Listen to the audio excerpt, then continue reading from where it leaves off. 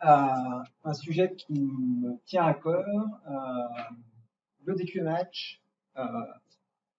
C'est pas un peu plus qu'un framework, titre de ma présentation. Avant d'attaquer, je vais juste faire quelques mots rapides de présentation. Donc, Jourdan. Je suis architecte LabVIEW, je suis LabVIEW champion. J'ai découvert LabVIEW il y a 20 ans, au siècle dernier. Et je suis le fondateur de la société Wovalab, qui est partenaire national d'instrument, qui est DQMH Trusted Advisor, on y reviendra. Et en gros, qu'est-ce que propose Wovalab? C'est aider les développeurs LabVIEW à faire la mise en œuvre de leur architecture, la mise en œuvre de process d'ingénierie logicielle globalement, un peu plus loin que LabVIEW, tout ce qui est intégration continue, tests automatisés, etc. Même gestion de projet, comment gérer un projet en équipe ou seul qui fait du lab. Et puis l'accompagnement d'équipes de développement. Accessoirement, je fais aussi du développement LabVIEW pour des clients s'il y a besoin. C'est dans mes corps.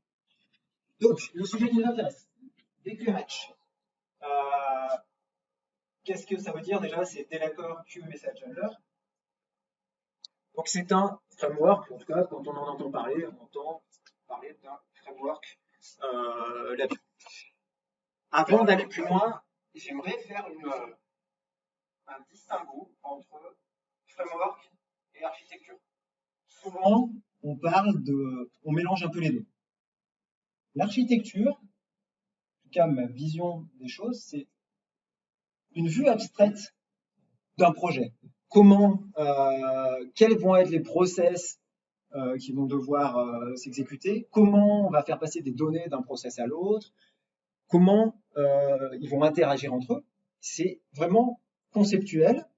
Et au moment où on fait l'architecture d'un projet, on ne parle pas du framework.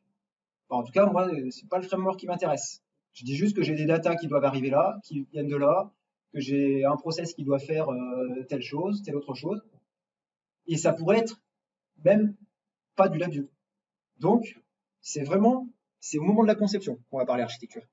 Et le framework, lui, il vient au moment où on va implémenter le code. On va implémenter l'architecture. Et là, on va faire un choix de framework. Et le framework, ça va être des composants logiciels qui vont nous permettre de mettre en œuvre l'architecture. Donc, c'est important de ne pas dire que j'ai fait une architecture en DQMH, j'ai fait une architecture en Actor Framework, ou j'ai fait une architecture dans mon framework que j'ai chez moi. J'ai fait une architecture, je l'implémente avec un framework. Alors, pourquoi adopter un framework? Et là, je ne parle pas du DQMH, mais le framework, il va vous permettre de standardiser une partie de votre code, il va vous permettre de gagner du temps en vous évitant à chaque projet de refaire les mêmes choses. Vous allez gagner aussi en qualité parce que si vous ne refaites pas la gestion d'erreurs, si vous ne refaites pas les moyens de communiquer entre deux process, normalement, vous allez réutiliser ce que vous avez fait avant, donc vous allez vous éviter des bugs. Et l'avantage, c'est que tout ce temps que vous ne passez plus à gérer les erreurs, à gérer les messages entre les process, à gérer comment un process fonctionne, vous passez à implémenter réellement les fonctionnalités métiers de votre application. Ce pourquoi vous avez de la valeur ajoutée finalement en tant que développeur là-dessus. Quand vous développez, que votre client soit interne, que ce soit vous, que ce soit un client qui vous paye pour développer un projet, au final, passer des datas d'une boucle à l'autre, ouais, il est content. Si vous lui dites que vous avez passé une semaine à faire ça et que ça marche maintenant, je pense qu'il va pas être trop content de vous payer pour ça. Et en interne, ça sera pareil. Ça sera du temps. Qu'est-ce que t'apportes? Donc après, une fois qu'on a dit ça, il faut dire lequel choisir le framework. Parce que des frameworks, il y en a plein de disponibles, il y en a des publics, il y en a qui sont des frameworks internes dans vos sociétés, des choses que vous avez développées vous-même, etc. Est-ce que c'est un framework qui est basé sur l'objet? Est-ce que c'est un framework qui est basé sur des acteurs, etc. Il y a plein de questions à se poser, qu'il faut se poser, qui sont importantes à se poser et sur lesquelles, je dirais, on répond en fonction du contexte. Est-ce que vous êtes seul à développer? Est-ce que vous êtes dans une équipe? Est-ce que le niveau de compétence de votre équipe est élevé, pas élevé, etc. C'est quelque chose. Voilà. On va pas y répondre tout de suite, mais voilà. Ayez ça en tête. Je pense que ça, c'est important. Donc, moi, j'ai fait un choix de framework. Alors, c'est pas un framework que j'utilise tout le temps, mais c'est un framework que je priorise quand je vais faire des développements, et c'est le DQMH. Donc, moi, ce que j'aimerais faire, c'est vous présenter les choix techniques qui ont été retenus pour ce framework, les aides à la productivité qui sont associées à ce framework, et le test. Comment on va tester nos programmes quand on utilise ce framework. L'idée, c'est pas de vous présenter et d'aller au fond des choses au niveau du code LabVIEW de ce qui est proposé. Je sais que si vous allez regarder, vous pourrez comprendre. L'idée, c'est surtout de vous présenter les plus. Il y a le framework, il y a tous les outils à côté. Et ça, pour moi, c'est vraiment ça qui fait la plus-value de ce framework. Alors, deux, trois petits détails. Si vous voulez installer depuis VI Package Manager, tout le monde connaît VI Package Manager? N'hésitez pas à poser des questions, à m'interrompre si jamais il y a des choses. Le framework, il est disponible à partir de la Vue 2014. Il est gratuit et il est utilisable dans toute application, même commerciale. Donc, en termes d'usage, il n'y a pas de restriction. Quand vous allez sur le VIPM, vous allez installer le Developer QMH et ça va vous installer des toolkits, des dépendances qui sont des outils. Ça va le faire de manière automatique. Alors, un petit bout d'explication du code. Dans l'Actor Framework, vous allez trouver des nominations assez claires sur ce que les choses représentent. Donc, je parlais tout à l'heure de process. Donc, un process, pour moi, c'est un VI qui est capable d'exécuter, d'enchaîner des étapes.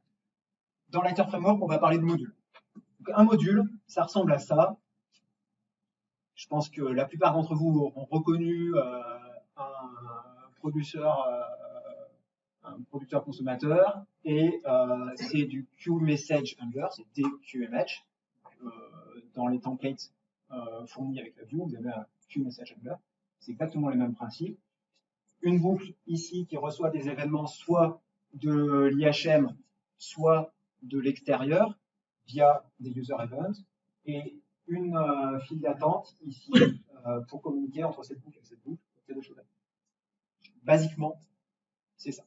Donc ça reste un module, pour moi, simple d'accès avec les bases de la Vue. Voilà.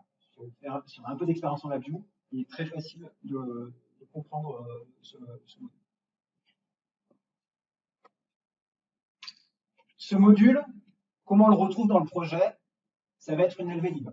Donc ici, par exemple, c'est le projet que vous pouvez créer, un projet template qui contient 3 modules. Et quand je regarde un module, qu'est-ce que je vais retrouver d'important? J'ai mon nom de module.lvlib. Mon process, il s'appelle main.vi. Dans tous les modules que vous allez créer, vous allez trouver un main.vi. C'est le cœur de votre module. Et ensuite, vous avez pas mal de dossiers privés. Ça, c'est l'implémentation de votre module.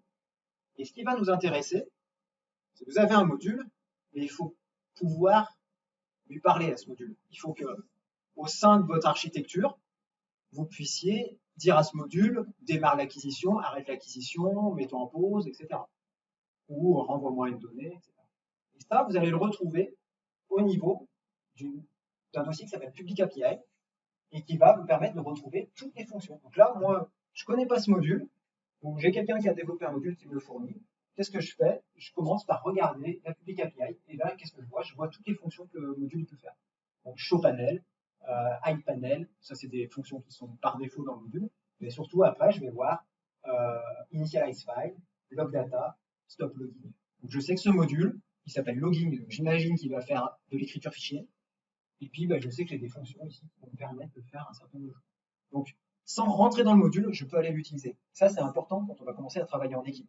Parce que si je suis obligé d'aller comprendre tout le code qui a été fait par mon collègue ou par une autre personne pour pouvoir l'utiliser, en général, ça se finit par oh je vais recoder. Ça sera plus simple. Et l'idée quand même, c'est d'éviter de passer notre temps à recoder des choses qui ont déjà été faites. C'est rigolo, mais c'est pas très productif. Quand je veux utiliser ce module en dehors du module, je veux l'utiliser dans mon architecture, dans mon projet.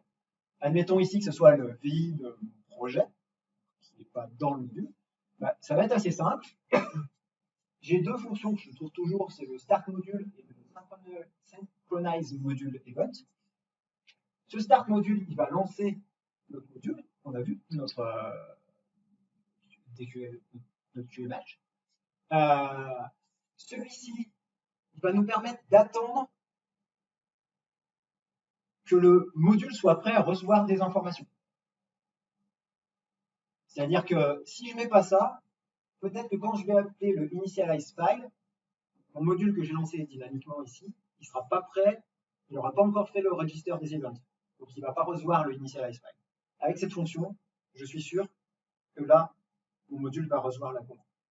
Donc après avoir fait ça, je vais utiliser les fonctions qu'on a trouvées dans l'API publique. Donc initialize file, log data. Je suis dans ma boucle while, j'ai des données qui sont arrivées, je log les datas. Ces datas-là vont être loguées par mon process. Quand je sors, je stop. Et ici, j'ai un stop module. Donc, on a ici un code qui peut être utilisé. Je récupère le module.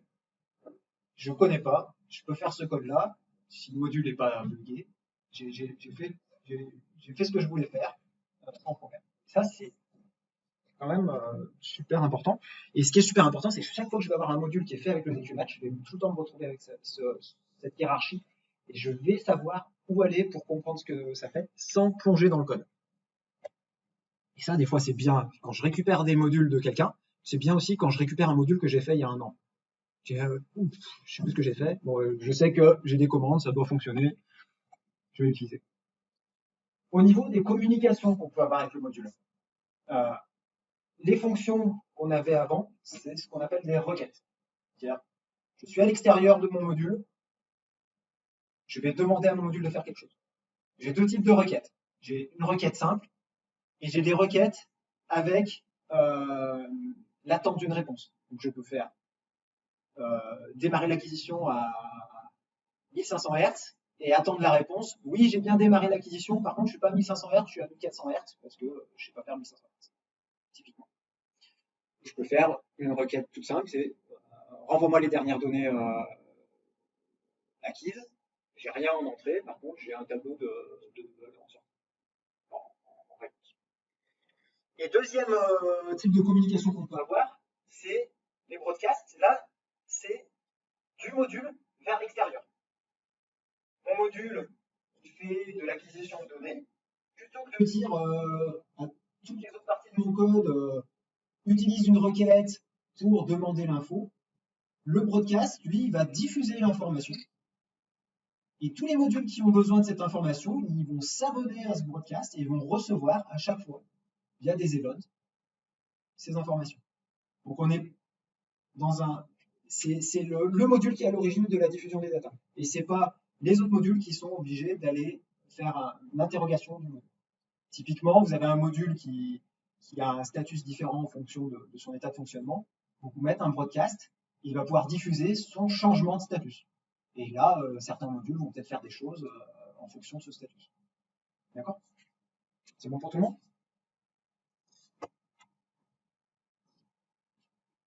Deux types de modules, par défaut, quand on installe le DQMH.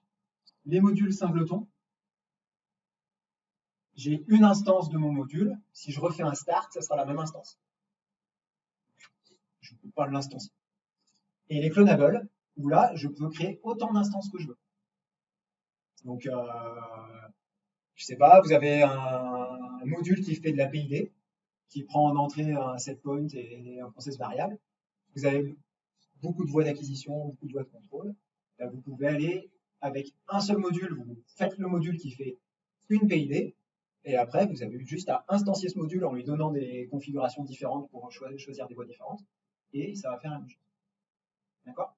Vous pouvez être vraiment flexible dans votre architecture et éviter de faire des codes trop complexes pour gérer plusieurs PID dans le même module. Vous faites un module qui fait la PID, et après, vous instanciez ces modules.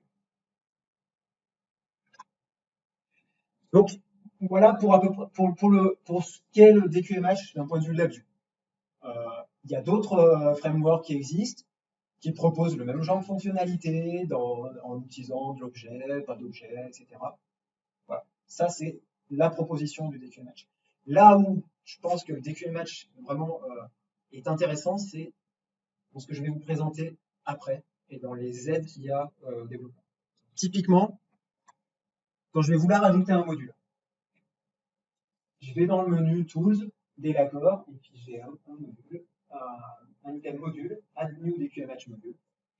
Là, je vais pouvoir mettre le nom de mon module, où est-ce que je veux le sauvegarder, sélectionner le type de module, singleton ou clonable, modifier ma bannière, je valide, ça mouline un peu, et je me retrouve avec mon module qui est créé dans le dossier module, avec un module, et on y reviendra plus tard. En même temps qu'il y a le module, j'ai ici un VI qui s'appelle test, le nom de mon module.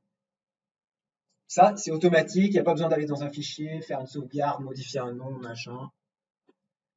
On n'a pas d'excuse de ne pas créer un module. On n'a pas un moment à se dire ouais, j'aurais dû faire un module pour faire cette action, mais ça me prend trop de temps pour faire un module, ça prend 15 secondes. Toujours au niveau des modules, vous avez la possibilité de faire un rename. J'imagine, je ne dois pas être le seul, mais ça m'est déjà arrivé d'attaquer un programme, de créer mon module d'une certaine manière, et puis au bout de 2-3 jours, de me dire ouais, mais non, ce nom de module, c'était plus du tout ce que j'avais prévu. Je vois qu'il y en a qui se reconnaissent un peu là-dedans. Ben voilà. Et souvent, on se retrouve à reprendre des codes, alors à ne pas comprendre parce que les noms, ils représentent pas ce que ça fait. Parce que ouais, pour renommer, il faut que je pense à tout faire, puis après ça va pas être homogène, ben, je vais avoir. Ben là, j'ai un outil, ça me renomme, donc j'ai aucune excuse pour pas avoir des nominations de modules qui représentent ce que font réellement les modules. Pareil, deuxième possibilité proposée sur les modules, c'est créer des modules templates. DQMH, il est fourni avec deux templates, un singleton, un clonable. Il y a un certain nombre de manières de faire. Par exemple, dans la MHL, c'est un cluster qui gère les data persistantes dans un module. Vous préférez l'objet. Vous pouvez prendre ce module, faire les modifications, mettre un objet à la place d'un cluster. Vous pouvez, par exemple, vous trouvez que les boucles sont trop petites. Vous aimez bien avoir plus d'espace dans votre boucle du bas ou du haut. Vous faites tout ce que vous avez à faire. Click DQMH module. Vous avez une petite boîte de dialogue, où est-ce que vous voulez l'enregistrer, machin, clic. Et après, la prochaine fois que vous faites add module, vous avez singleton, clonable, mon template de module. Moi, typiquement, j'en ai fait un. Par défaut, il n'y a pas moyen d'insérer. On peut afficher et masquer le front panel. Moi, je voulais insérer dans un subpanel et l'enlever d'un subpanel. Et ça demande 2-3 fonctions à mettre, un peu de code à gérer. Je l'ai fait une fois, j'en ai fait un template. Et je savais que dans mon architecture, j'allais avoir 4 ou 5 modules d'IHM pour lesquels j'aurais besoin de faire des insertions à un subpanel. Je n'ai pas refait 4 ou 5 fois le code, et j'ai à chaque fois créé mon module à partir de ce template. Donc on peut vraiment le mettre à sa main aussi. On n'est pas forcément cadré dans ce que propose le DQMH. Alors il y a des choses à respecter pour que ça fonctionne, tous les outils automatiques, mais vous avez de la liberté de customiser. Quand vous ajoutez une requête, au niveau des requêtes, je vous ai dit, il y a des requêtes simples, des requêtes avec reply, il y a des broadcasts, etc. Ça met en jeu plusieurs VI à créer, plusieurs parties de code à modifier. C'est pareil, c'est automatisé. vous allez avoir une boîte de dialogue. Vous allez choisir votre module, choisir le type de requête que vous voulez créer. Requête, broadcast, request and wait for reply, et puis vous avez le round trip, c'est la totale, request and wait for reply, plus le broadcast. Quand vous avez choisi ça, vous spécifiez un nom, vous faites la description, vous écrivez la description, ça va être remis dans la description du VI, ça va être mis dans le code en tant que commentaire. Et puis, qui sait, peut-être qu'il y aura des outils automatiques qui généreront de la documentation à partir de ça, donc c'est bien d'avoir la description. Et en même temps que vous avez cette boîte de dialogue, il y a une ou deux faces avant qui vont apparaître. Là, en l'occurrence, j'ai choisi Request and Wait for Reply. Je vais pouvoir, dans cette face avant, mettre les entrées de ma requête. Donc là, typiquement, j'ai fait une fonction qui s'appelle Start Acquisition. Ma fréquence demandée d'acquisition. Et qu'est-ce que je veux comme reply? Je vais mettre la fréquence réelle et est-ce que ça a bien démarré. Si je veux rien en entrée, je mets rien, etc. Si j'ai choisi que la request, j'ai que ça, etc. Ça va s'adapter en fonction du type de requête qu'on veut faire. Et une fois que je valide, j'ai tout qui vient se créer. Et je vais retrouver dans ma public API mon Start Acquisition. Et ici, mon VI, le VI que je vais pouvoir utiliser à l'extérieur du module avec la fréquence en entrée et un cluster ici de réponse avec Actual Frequency et Starting, est-ce que c'est démarré ou pas, et puis une erreur si jamais j'ai tout géré. J'ai rien fait, en 5-10 secondes, ça a généré le code automatiquement. Et c'est aller modifier le module aussi pour me recréer les cases qui vont bien, où je vais pouvoir mettre le code qui est relatif à cette requête. Et on verra aussi que ça nous amène aussi sur le testeur. Au niveau des requêtes, qu'est-ce qu'on a d'autre? Ce qui est valable pour les modules, je n'ai pas choisi le bon nom, je pense que c'est encore plus valable sur les requêtes. Donc je vais pouvoir faire un rename d'un des QMH events. Donc on appelle event, les requêtes, c'est appelé event, les requests, les requests wait for reply, les broadcasts, etc. Je vais pouvoir renommer, je vais pouvoir supprimer. Ça aussi, persuadé que dans le code ancien, il y a plein de codes qui ne servent plus à rien, qui ne sont pas utilisés. Tout ça parce que supprimer, ça veut dire enlever un VI, ça veut dire enlever quelque chose d'un cluster, etc. Donc, du coup, votre code il s'alourdit au fur et à mesure que vous développez, alors que il pourrait être plus propre si vous enlevez. Sauf que ça prend du temps. Hein. Plutôt que d'enlever quelque chose qui ne sert plus, vous préférez toujours travailler sur une fonctionnalité nouvelle ou sur une correction de bug. Là, ça vous prend 3 clics de supprimer une requête que vous utilisez. Et vous avez convert des QMH events. Ça, pareil, j'ai fait une requête. Ok, j'ai fait start acquisition avec ma fréquence. Nickel. Puis au bout de 2 semaines, je me rends compte que ça serait bien quand même que j'ai le retour de est-ce que ça a bien démarré et à quelle fréquence. Qu'est-ce que je fais? Je supprime, je recrée. Non, je peux faire convert des QMH events. Ça va me permettre de convertir d'une requête simple à une requête avec wait for reply. Donc tout ça, c'est des outils qui au quotidien vous évite déjà de coder des choses pas intéressantes. Reproduire le code pour faire un message, en général, c'est pas intéressant. Et ça vous permet de garder votre code propre, de ne garder que ce qui est utile. Et de renommer pour que les noms qui sont dans votre projet aient vraiment un sens par rapport aux actions qui sont. Il n'y a rien de pire qu'un process qui s'appelle record. Puis quand on l'ouvre, on voit que ça fait l'enregistrement de fichiers. Ah, puis ça fait de la lecture aussi. Il s'appelle record. Ah, mais il y a de la lecture. Voilà. Ça aide pas à maintenir du code propre dans la durée. Dernier point sur lequel je veux vraiment insister, dans le DQMH, le test, c'est vraiment une philosophie. Je dirais que sur ce, alors je ne connais pas tous les autres frameworks, mais je présente vraiment ce framework que je connais pas mal. Ce qui guide Delacor, la société qui met à disposition ce framework, c'est la qualité du code qui peut être fait avec ce framework et l'importance du test dans les développements en LabVIEW, dans les développements en général et en LabVIEW. Donc on va voir qu'il y a plusieurs choses qui sont faites pour que vous ayez un code fonctionnel, de qualité, testable, facilement débuggable, qu'on puisse facilement mettre au point.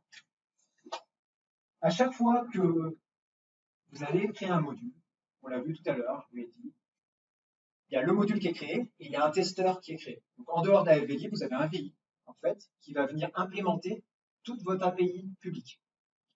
À chaque fois que vous faites à chaque fois que vous ajoutez une requête, ça crée les fonctions, ça modifie le module pour accueillir la nouvelle fonctionnalité, et ça vient modifier le testeur, rajouter un bouton qui vous appelle la requête que vous venez de créer, ou rajouter un cas dans une structure event qui est abonné au broadcast que vous venez de créer. Donc, dès que vous rajoutez votre requête, vous êtes ramené sur cette fonction qui n'est pas exécutable, vous devez la modifier, et après, vous pouvez utiliser ce testeur pour lancer votre module et demander le start acquisition, le stop acquisition, etc. Et tester votre module comme ça. Donc, vous mettez au point votre module. Et puis, deuxième aspect qui est intéressant, c'est que ce testeur, vous lancez votre application, vous avez un problème, l'application elle tourne, vous lancez le testeur, il va venir se connecter à l'instance du module ou aux instances, il va vous lister les instances des codes, et vous allez pouvoir ouvrir le front panel et débugger votre application en live, et potentiellement lui demander des actions que vous n'avez pas codées dans l'appli, juste pour voir si ça corrige le problème. Petite démo, test d'un module. C'est bon, vous voyez tous.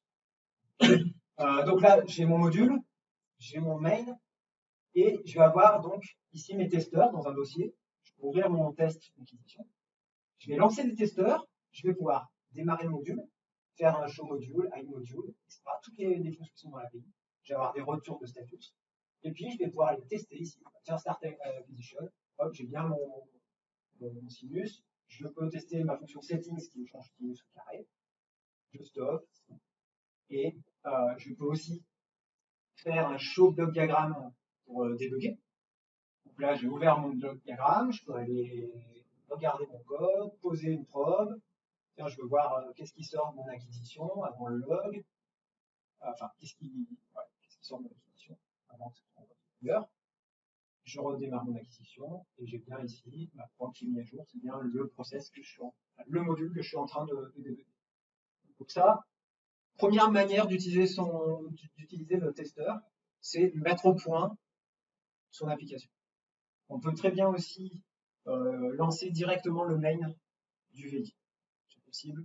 Et après, je relance le testeur si j'ai envie. Voilà. On peut aller dans les deux sens, soit je passe par le testeur, soit je passe directement par le main. Deuxième démo, test in-app. J'ai lancé mon application. Donc là, c'est l'application principale. Donc ça, si vous installez des QMatch, vous l'avez. Hein. Donc là, j'ai mon application principale qui acquiert, qui se... Mon application fonctionne. Je peux lancer le testeur. Et là, je ne vais pas faire start module parce que de suite, il voit que le module il est déjà lancé. Donc si je redémarre, ben, on voit ici qu'il est abonné au même événement, donc il reçoit bien les mêmes choses.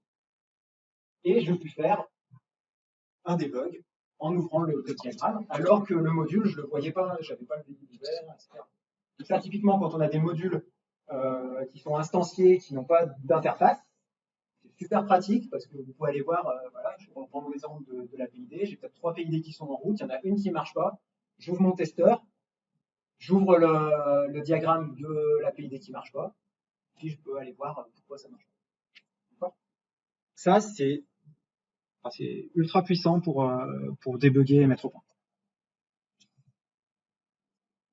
Deuxième aspect du test, il y a des outils de validation qui sont intégrés à ce framework. Quand est-ce que vous allez les utiliser? Il y a deux cas, à mon sens. C'est lorsque vous allez mettre à jour le framework. Là, le framework, il va bientôt y avoir la version 5.0. Donc, il y a déjà 5 versions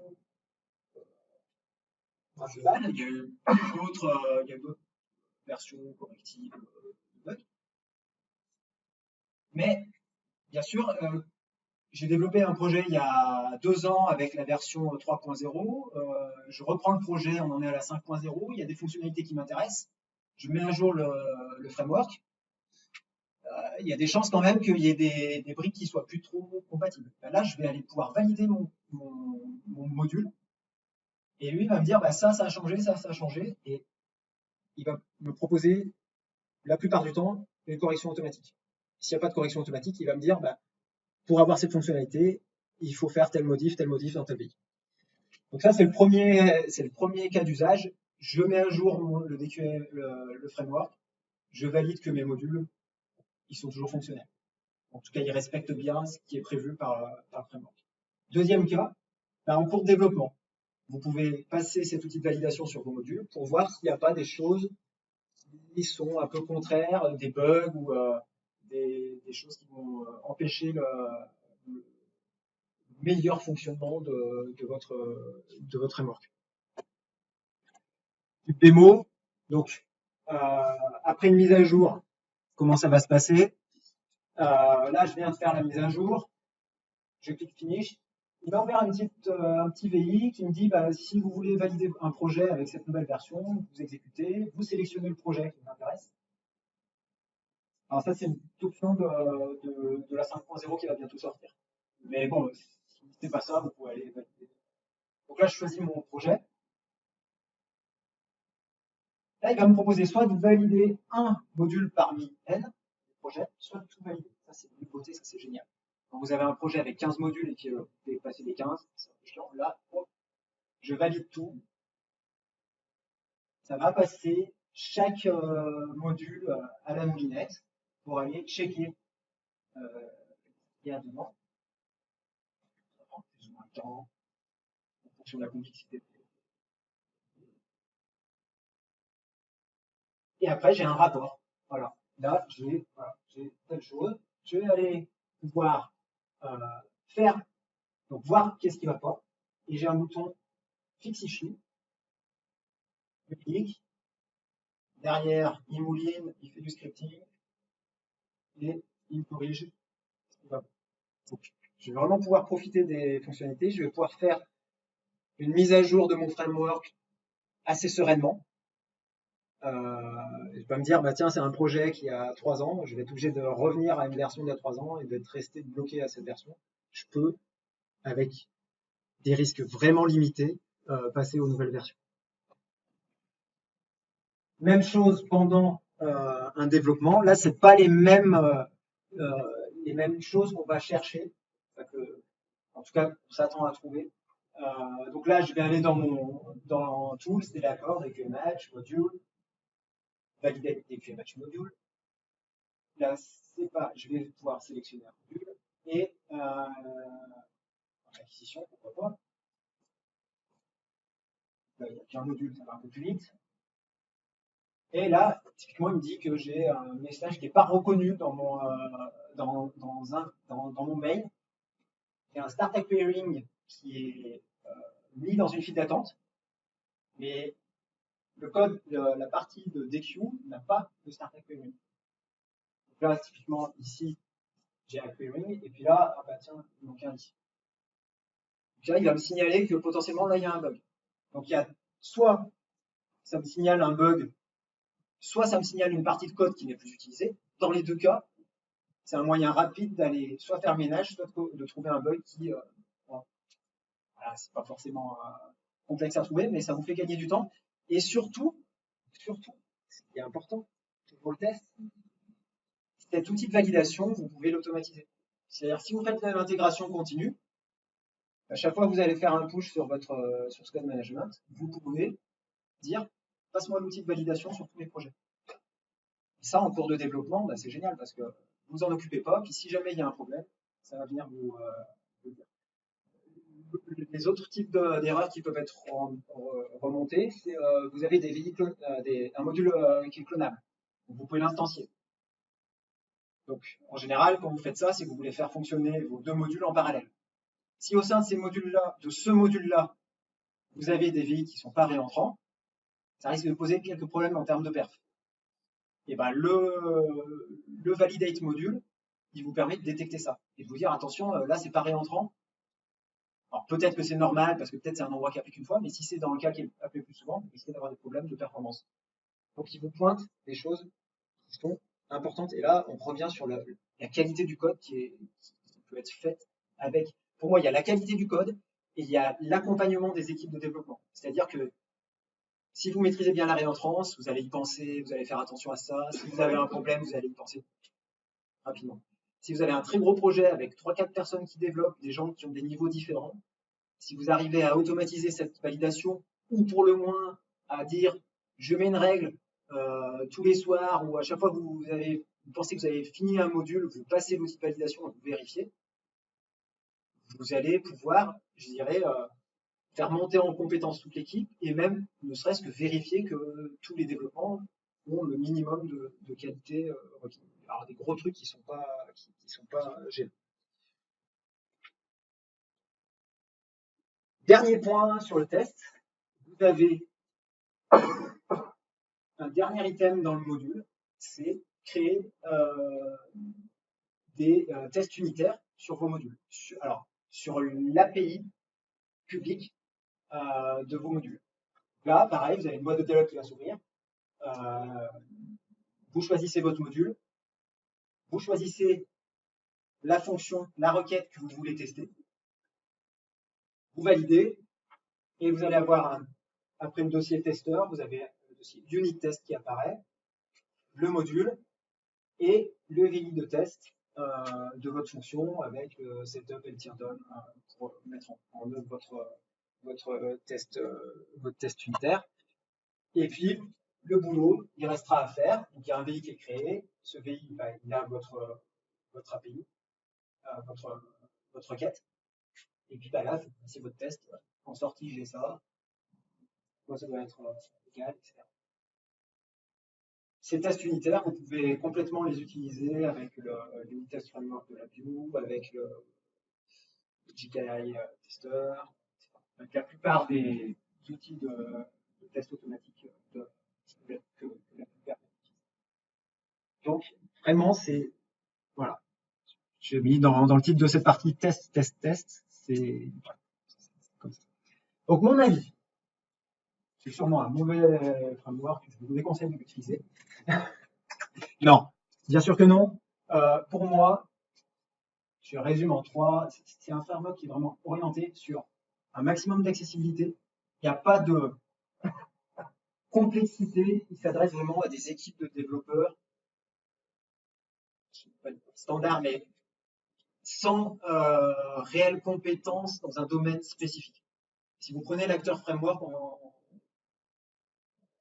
comparaison, si vous ne maîtrisez pas un minimum l'objet, quand je dis un minimum, voilà, c'est pas tout simple. Donc là, c'est accessible. Le code, développer un module, c'est assez simple. Donc, bien sûr, il faut se plonger un peu dans le code, ça change de nos habitudes, il faut aussi être ouvert. Là, j'aurais un conseil, si vous voulez essayer, c'est essayer d'utiliser le DQMatch tel qu'il est fourni. Et après, vous le mettrez à votre main. Essayez pas de dire, bah ouais, ça fait 15 ans que je fais comme ça, le DQMatch, il fait autrement, je vais essayer de le mettre de suite à ma main pour que ça ressemble. Non. Il y a eu de la réflexion derrière. Essayez de l'utiliser comme ça. Laissez-lui faire ses preuves. Si jamais ça répond pas aux besoins, alors peut-être c'est pas le bon outil, peut-être qu'il y a besoin de customiser avec des templates spécifiques. Mais déjà, comme ça, quand on le déballe, il y a tout ce qu'il faut. Maximum d'efficacité parce que j'ai des tas d'outils de scripting et que je remplis des boîtes de dialogue, ça me génère tout le code qui est fatigant à gérer, sur lequel on va faire des bugs parce que juste on n'est pas concentré parce que ça ne moustille pas bien notre intellect. Et bah, c'est une boîte de dialogue et j'attends que ça se passe et ça gère. et un maximum de qualité parce que je peux valider mes modules, je peux tester mes modules dès que je fais des ajouts, je peux faire des tests unitaires très facilement. Donc ça, c'est vraiment, en résumé, pour moi, c'est ce que représente le DQMatch. Un autre point qui peut être intéressant dans le cadre de développement, vous développez un projet, vous décidez de partir sur un framework, DQMatch ou un autre. Il y a des points qui sont importants à savoir, c'est est-ce que j'ai accès à tout le code et est-ce que je vais trouver du support ailleurs, est-ce que je ne vais pas être tout seul à être bloqué. Alors déjà, il y a sur NI.com, il y a une communauté qui est assez active. Si vous postez quelque chose, un problème, il va y avoir du répondant. Et le deuxième point, et pourquoi il y a du répondant aussi, c'est que Delacor a fait à son niveau, un peu comme peut faire Eni ou d'autres sociétés, un programme de partenariat, de reconnaissance de compétences avec des entreprises.